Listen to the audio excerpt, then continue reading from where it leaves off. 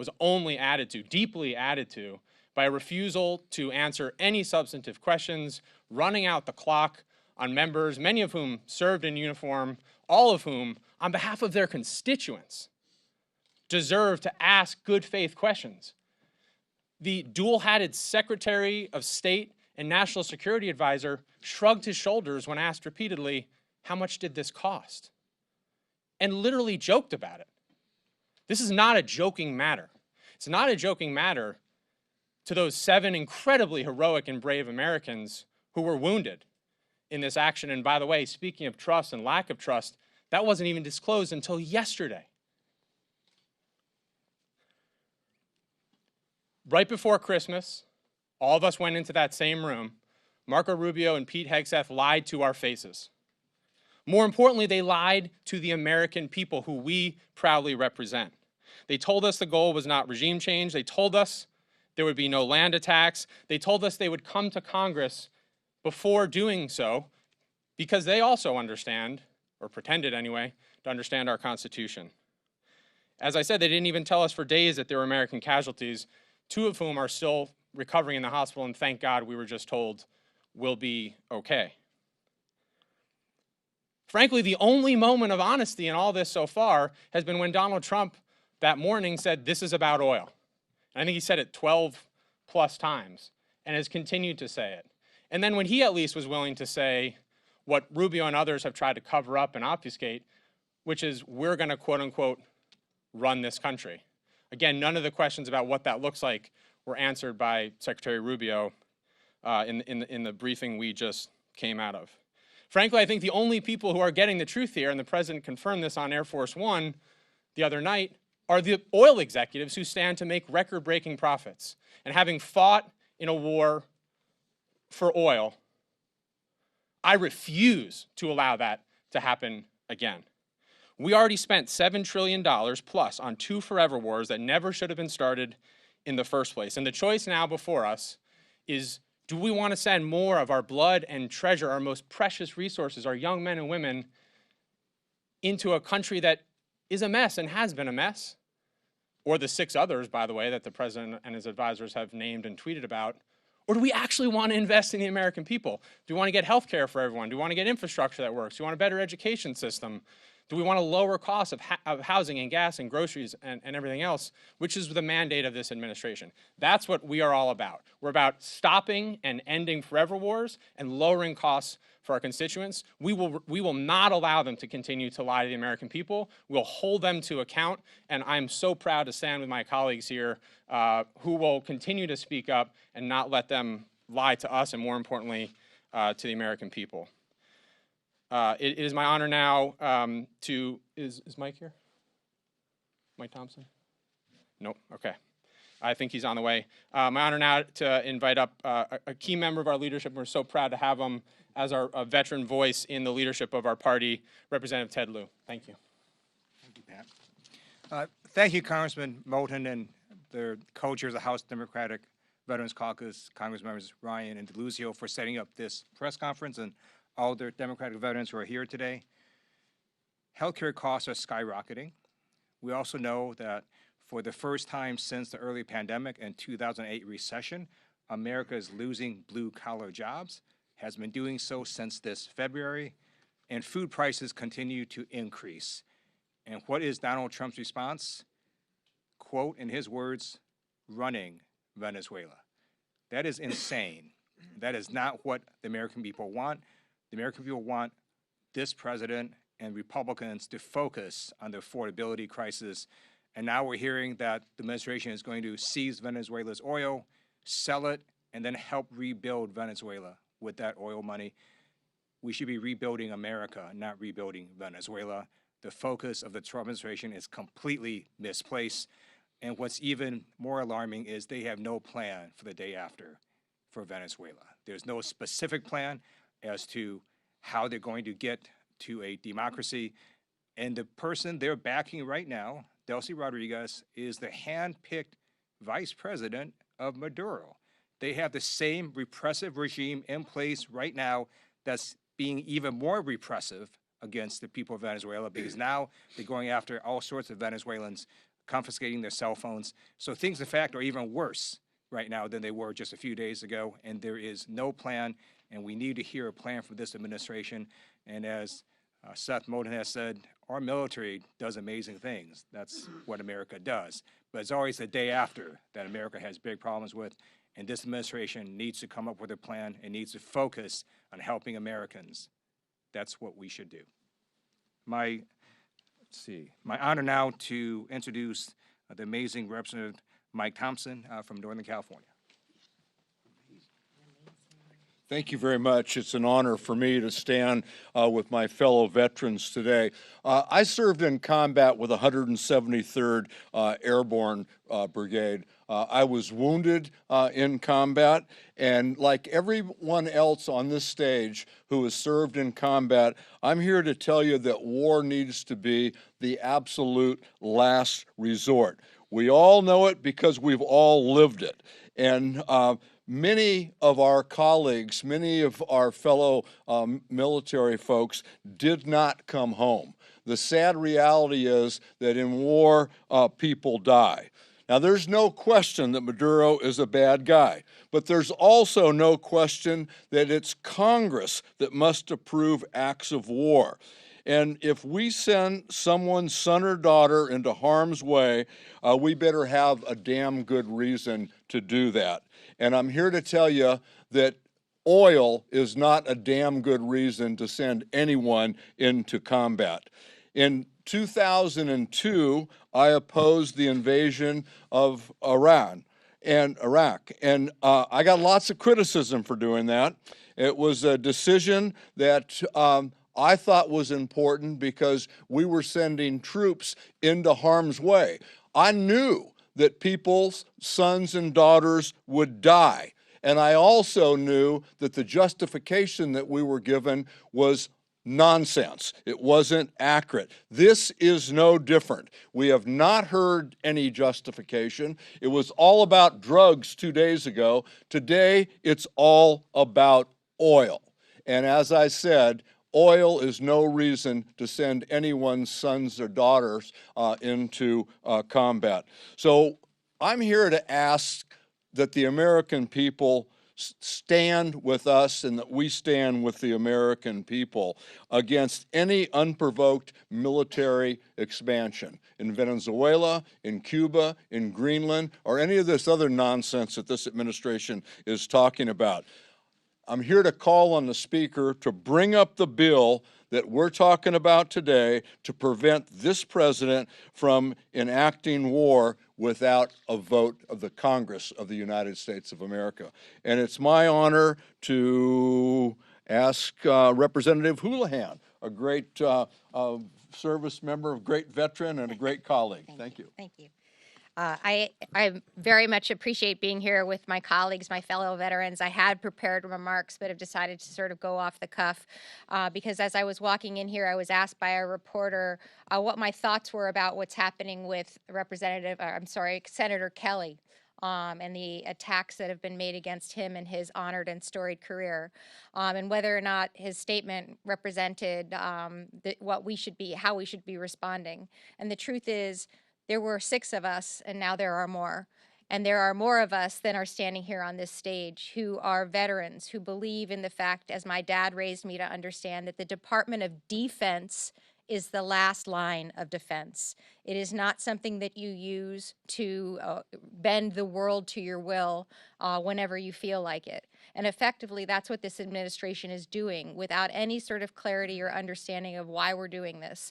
And I think that it is important and impactful when people like we are, people who have served anywhere from the Vietnam War through Desert Storm and through all of the current and modern wars, remember our history well enough to know that this is not what we are put in this service to do. This is not what our oath is about. And so I'm very grateful to be standing here. I'm very hopeful that eventually that I will not be just joined by Democratic veterans, but also by Republican veterans as well, who understand and remember their history, who understand and remember that we are the Department of Defense, not anything else. I'm grateful to be here, and it's my opportunity to introduce another fine veteran, another one from the great Commonwealth of Pennsylvania, Representative DeLuzio. Thank you, Representative Houlihan. I'm so proud to be joined and stand here with my fellow veterans. I'll lay out a pretty simple standard that I think we all should ask, whether you send Americans to fight or occupy a foreign land. Can you look young people in the eye and say they should risk their life and maybe die for it? Can you look parents and grandparents in the eye and say that their children or grandchildren should risk their lives and maybe die for it? I think if I ask my constituents and the folks on this stage ask theirs whether their kids and grandkids or maybe them should go risk their lives to bleed and die to occupy Venezuela for their oil, I bet you they say no. And the interesting thing to me is this administration has not even asked.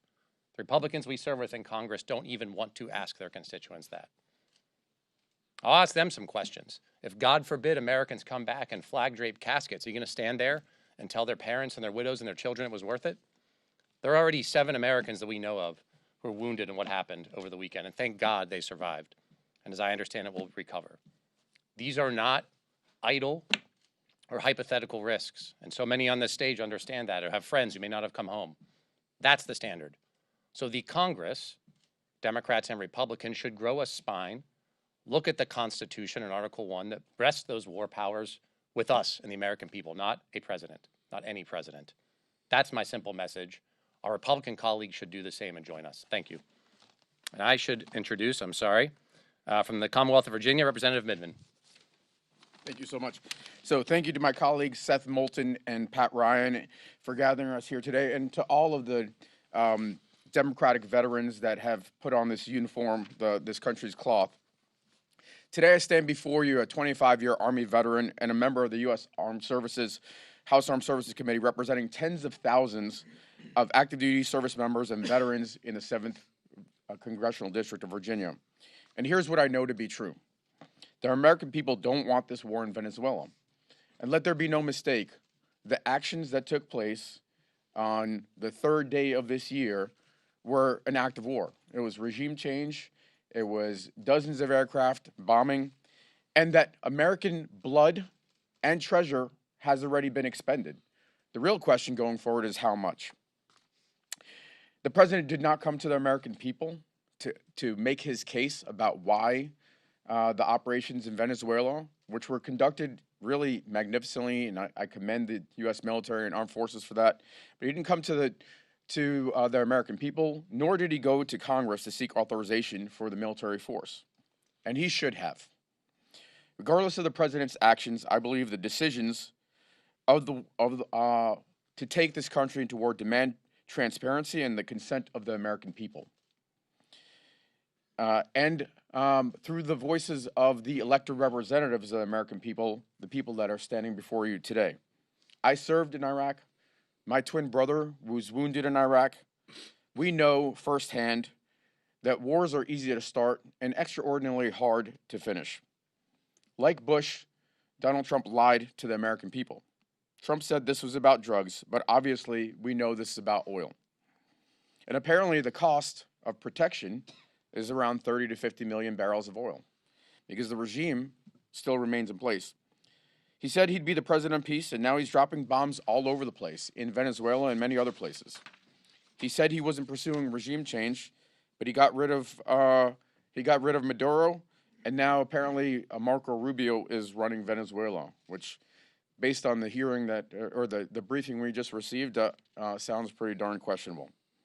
Lies like these get us into wars like Iraq and put our soldiers at risk. Once lives are put in harm's way, there's no simple exit and no easy way of undoing the consequences. Of the 7 wounded, at least one may have permanent injuries, and he'll have to live that. He and his family will have to live that for the rest of their lives. The American people don't want war in Venezuela, and these wars started because people like Donald Trump and his cabinet lied to us. We need to avoid Iraq 2.0. Believe your eyes and not the lies. And with that, I have the distinct privilege of introducing Representative Goodlander.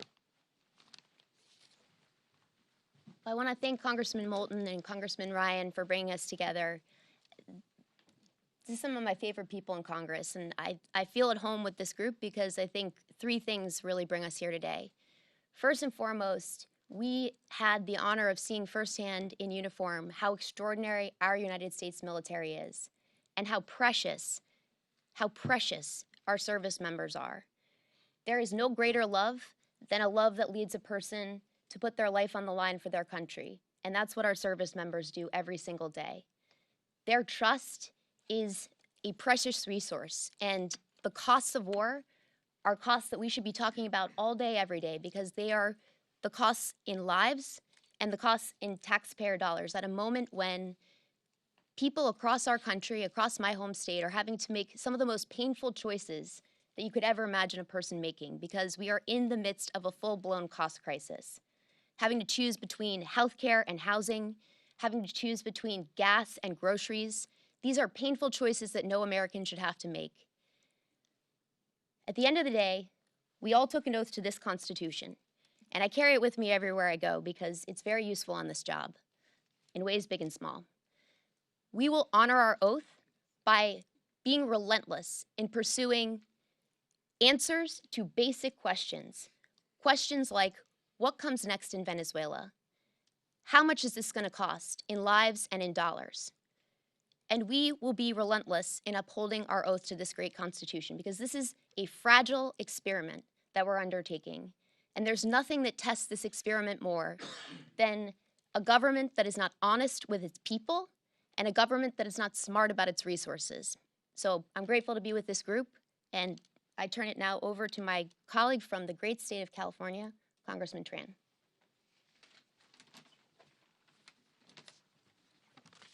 Thank you so much, everyone, for being here. Thank Rep. Moulton and Ryan for convening this. Good afternoon. I'm Representative Derek Tran. I am an Army veteran, proudly serving the people of California's 45th District. I enlisted in the Army Reserve when I was 18 years old because I believed that it was my duty to give back to the country that gave me and my family everything. In 2003, when I was a senior in college, just months away from graduation, I was activated for Operation Noble Eagle and Enduring Freedom. I answered the call to action without hesitation. It was a great honor to don the uniform in defense of the country that I love so much. But it was a huge risk for me, for my brothers and sisters in uniform, and for our families. As veterans, we know firsthand the gravity of taking military action, sending Americans, men and women, into harm's way, require unimpeachable judgment and a steadfast commitment to the rule of law. By ignoring the Constitution and failing to inform Congress about the military actions in Venezuela, President Trump ignored that sacred duty to our troops. And what was this all for? Oil? American lives for oil. We've seen this before. Thousands of American soldiers were killed. Thousands more had their lives indelibly scarred, and trillions in taxpayer dollars was wasted when the U.S. invaded Iraq in 2003. Over 20 years later, we stand on the brink of yet another costly forever war that threatens the lives of our heroes in uniform. The American people deserves better than this. Families are looking to their leaders for relief with skyrocketing costs, and instead the president is draining their hard-earned tax dollars on a senseless war. I love this country, and I will always fight to defend it. We need to hold this administration accountable for its flagrant disregard for our Constitution, our service members, and the needs of the American people needs to be first and foremost. Enough is enough. The last thing our country needs is another forever war. Thank you. I'd like to turn it over to Rep. Cisneros.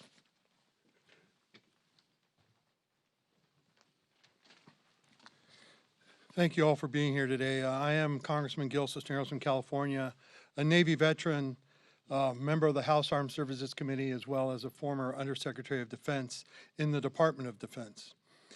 I stand here today with my colleagues today to condemn the Trump administration's reckless and unconstitutional military action in Venezuela. The Constitution's clear. Only Congress, not the President, has the power to authorize war or military action. This pursuit of military intervention and regime change without any concrete plan or any way to how to address the instability it's now created within Venezuela is ludicrous. I know because I served in our military, I worked at the Pentagon. This is not how America prioritizes its national security. Our service members are not pawns to be used by the president. Trump can get the media so that Trump can get the media off his back. We all know what this military action was about. It's about oil, and it always has been. Hell, even Trump gave up his, he talked to the heads of oil companies before he even talked to members of Congress. If it was, you know, if it was, he would not have pardoned. If this was about drugs, like he said at the beginning, he would not have ever pardoned a convicted drug trafficker while capturing another. The American people deserve transparency, and Trump can boast this is more. He can boast that he's more transparent than any administration in history, but that's a flat-out lie. Trump, Hegseth, and Rubio are hiding from accountability, and they need to publicly justify what the justification was for their actions. I am deeply disturbed by the president, his actions that he is taking, this unilaterally making these highly contentious actions in another country, and I stand firmly against sending America into another endless war over oil. We cannot allow the Trump administration to unconstitutionally and recklessly keep playing with our national security. And with that, I'd like to turn it over to my colleague and friend, Representative Jimmy Panetta. Thank you, Gil. Thank you, Representative Moulton, and thank you to my fellow veteran colleagues here. Jimmy Panetta, 19th Congressional District, Afghanistan war veteran. What we've seen with this intervention is that it brought great uncertainty, instability, and insecurity, all because Congress doesn't have enough tenacity to stand up to this president. As much as all of us up here appreciate the swift, amazing, and super job done by our special forces and intelligence community to remove a despot on January 3rd, we are gravely concerned about the uncertainty that lies ahead in the day after. This Vice President Rodriguez, we don't know what she's about. We don't know who supports her internally or externally. We don't know when she's going to have elections. We don't know if there was a deal for oil. In regards to oil, we don't know who's going to spend hundreds of billions of dollars to extract and revive that industry. We don't know whether or not the oil market, which is already filled with reserves, is going to accept more oil. We don't know how much this operation is going to cost. This uncertainty leads to great instability, not just in Venezuela, but in the region and with the United States of America. It brings insecurity. This president is all about spheres of influence. But what we've seen when we leave it up to China and Russia to have their own sphere, they dominate it. And that's when they threaten the United States of America. This is not about spheres of influence. We need to make it as a Congress about a sphere of governance. We, as a United States Congress, need to step up to our constitutional authorities. We need to ensure that this president abides by the Constitution. But this is what happens when you come to Congress, when you lie to Congress, and when you go around Congress. That's why Congress needs to show tenacity, a tenacity that it hasn't shown in the 119th, now more than ever. Not just to prevent these types of wars, but to make sure that we live up to our constitutional duties. It's my honor to represent a good friend of mine, fellow veteran, Jason Crow. Thank you, Jimmy, and thank you to my fellow veterans. It's always an honor to stand with them in defense of our Constitution and our nation. I must say, as a 3-time combat veteran, I get pretty damn hot when a 5-time draft dodger bangs the war drums and talks about how easy it is to send boots on the ground in a foreign country. It's a pattern of abusing our military, disrespecting our military that continues to this day. You know, I learned years ago that when elites bang the war drums and talk tough in Washington, D.C., they're not talking about them or their kids going to do the thing. They're talking about kids like me, working class folks from around this country where I grew up that have to pick up a gun, jump into a helicopter or a tank and a ship and go do the hard work. And that's why I bristle when elites once more in this town are so cavalier about the use of American lives and American military power. Let's also be clear that our job as members of Congress is not to be cheerleaders. You've seen all sorts of our Republican colleagues talking about how amazing this operation was. I agree with them.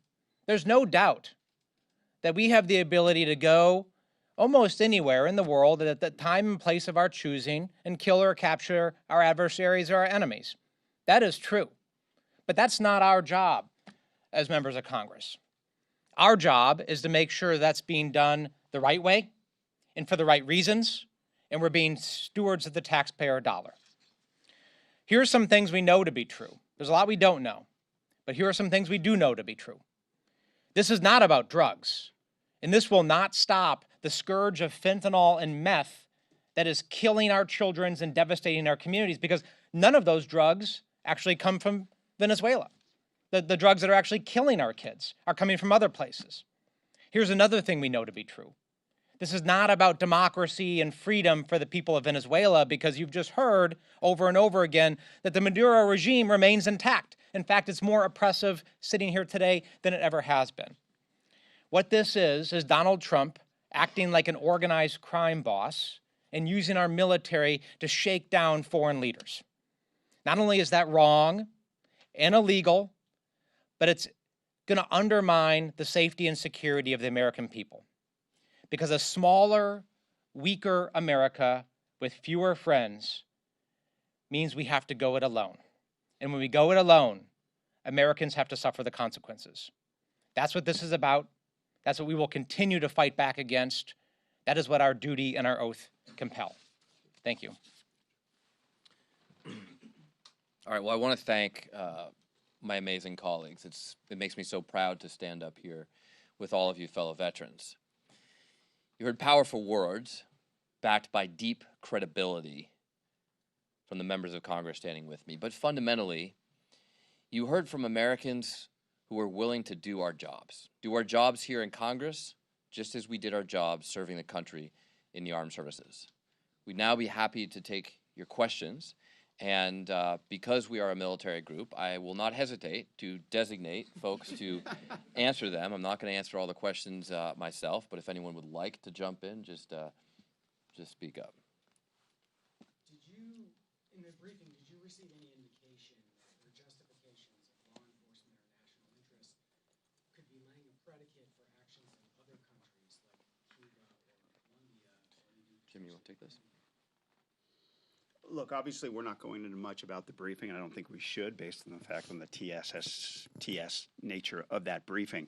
However, what we've seen from this administration is obviously statements that have made clear their intentions as to what they want to do when it comes to, as I said, this sphere of influence, this Don Roe doctrine that he so likes to brag about, basically letting others know that they will do whatever they want when it comes to intervention. And what's unfortunate, and what we have to stand up to, is that they're going to make up whatever they want when it comes to the legalities of these types of actions. I mean, this is the incoherence of this type of policy when they said the drug boats were about narco-terrorism, yet then they do regime change, and it's for law enforcement purposes. Like I said, this inconsistency leads to this instability, and unfortunately, that's why we have so much uncertainty at this point.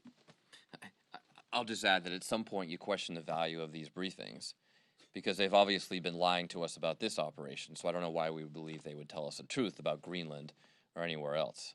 Next question. Yes. Thank you. A number of you have mentioned how you have to stand up to the Trump administration to have more tenacity or to have a spine, I think someone said as well. Could you realistically talk about what does that look like? And then have you spoken to any of your friends across the aisle to see if there's Republican support for standing up?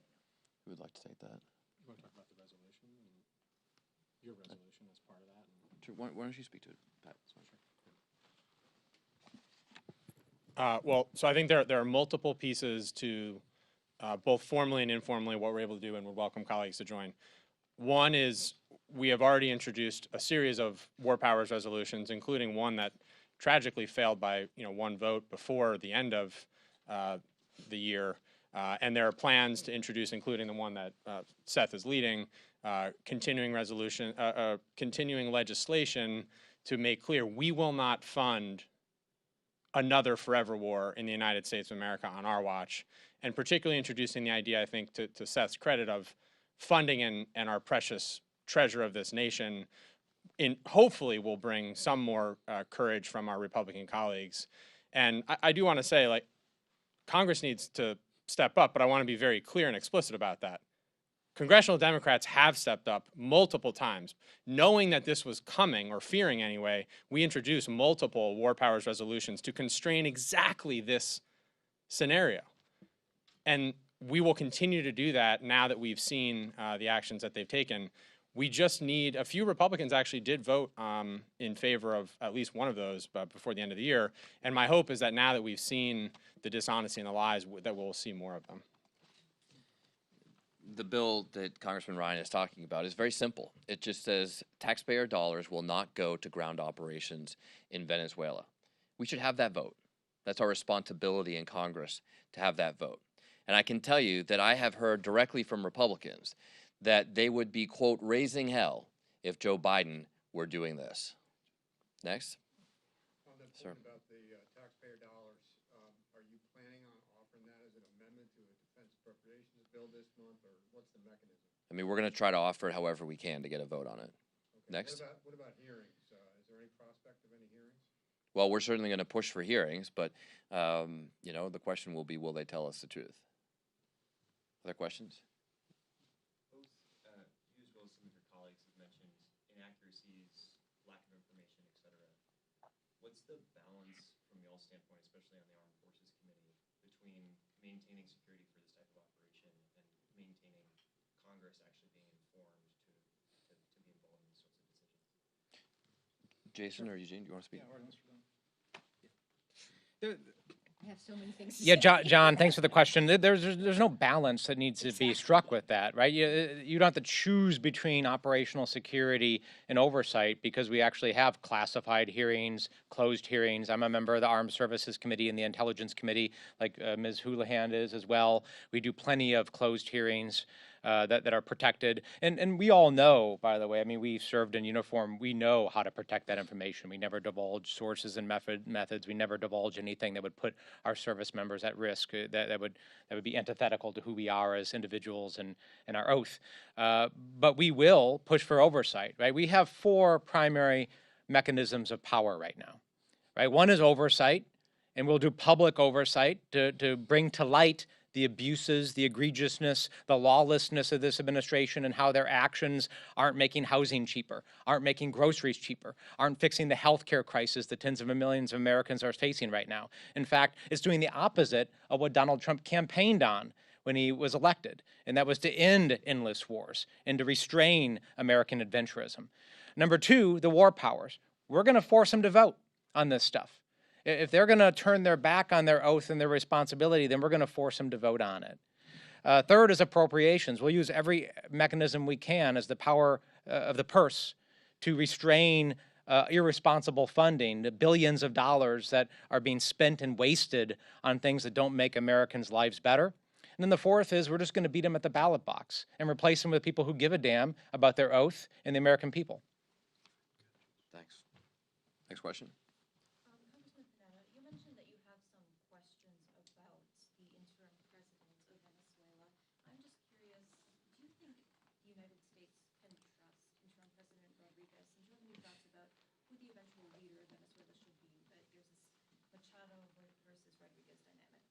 Absolutely, and I think these are legitimate questions to ask, especially with the dynamic of quote-unquote President Rodriguez, with her being Maduro's number 2, with her right out of the chute saying Maduro is still president.